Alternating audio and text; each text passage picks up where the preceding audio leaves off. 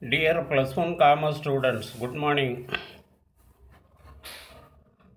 Now let us discuss the chapter number 25, International Business.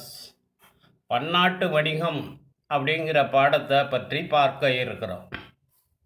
International Business. The previous chapter deals with the internal trade and various types of internal trade in detail. In the present chapter presents the basic aspects of international business. It enlightens the students on the difference between internal trade and international business. Types of international business, the advantages and disadvantages of international business. போன பாடத்தில் chapter 24ல் உள்நாட்டு வணிகம் அதனுடைய வகைகள் பற்றி விரிவாக பார்த்தோம். உள்நாட்டு வணிகம் அதனுடைய வகைகள் பற்றி விரிவாக பார்த்தோம். இந்த பாடத்தில் சாப்டர் 25 25வது சாப்டரில் பன்னாட்டு வணிகம் அதோட இயல்புகள், அப்புறம் உள்நாட்டு வணிகம் பன்னாட்டு வணிகம் வேறுபாடுகள் இதெல்லாம் பார்க்க இருக்கிறோம். அப்புறம் பன்னாட்டு வணிகத்தினுடைய வகைகள் மற்றும் பன்னாட்டு வணிகத்தினுடைய நன்மைகள் குறைபாடுகள் பற்றியும் பார்க்க இருக்கிறோம். Let us first shed light on the meaning and definition of international business. India's international business is not of recent origin. The various pieces of literature bear the enormous evidence about Indians' foreign trade with other countries. Evidences about our international trade are found in ancient literature of our country, particularly in our Sangam literature.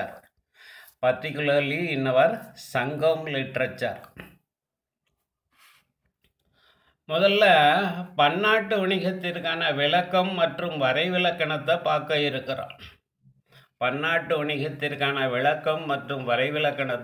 இருக்கிறோம்.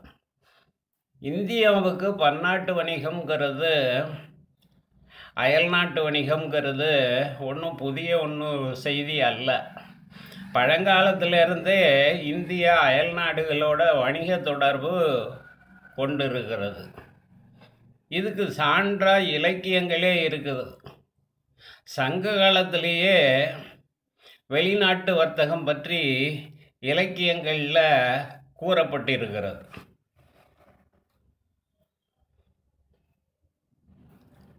There were regular trade routes across the seas to the distant Java and Sumatra Islands in the east and up to the Arabian Peninsula in the west. But the volume of such trade was insignificant and continued to remain so small all through the Middle Ages and right up to the advent of British rule in India, that Indians' foreign trade took a definite shape.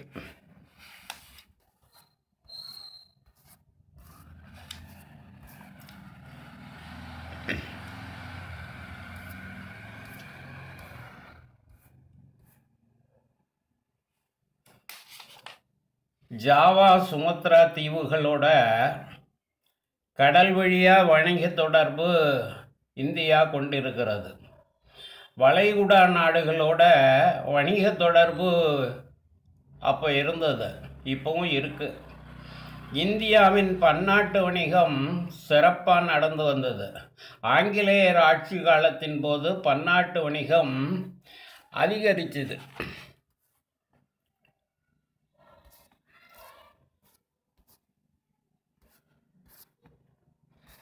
International trade has become inevitable after the Second World War, since no country remains self-sufficient in terms of all natural resources available therein.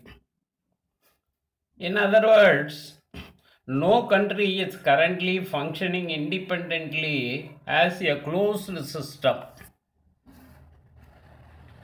Even the socialistic countries like USSR, China, etc. are now taking concrete steps to capture the foreign markets for the product abundantly produced in their countries. International trade has become a part and parcel of our normal economic life of any country. பன்னாட்டு வணிகம் இன்றைக்கி உலக அளவில் தவிர்க்க முடியாததாக ஆகிடுச்சு. ஏன்னு கேட்டால், எந்த ஒரு நாடும் தனக்கு தேவைப்படக்கூடிய வளங்கள் அனைத்தையும் பெற்றிருப்பது கிடையாது. ஒவ்வொரு நாடும் ஒரு சில இயற்கை வளங்களை தான் பெற்றிருக்கிறது. ஒரு நாடு தான் விளைவிக்கும் அல்லது தயாரிக்கும் பொருள்களில் உபரிய மற்ற நாடுகளுக்கு ஏற்றுமதி செய்து அந்நிய செலவாணி ஈட்டுகிறது. பன்னாட்டு சந்தையை கைப்பற்றும் நோக்கில் அமெரிக்கா, ரஷ்யா போன்ற நாடுகள் செயல்படுவதை பார்க்குறோம். இன்றைய பொருளாதாரத்தில் உலக நாடுகள் அனைத்துக்குமே பன்னாட்டு வணிகம் என்பது அவசியமானதாக மாறிடுச்சு. Okay students, thank you.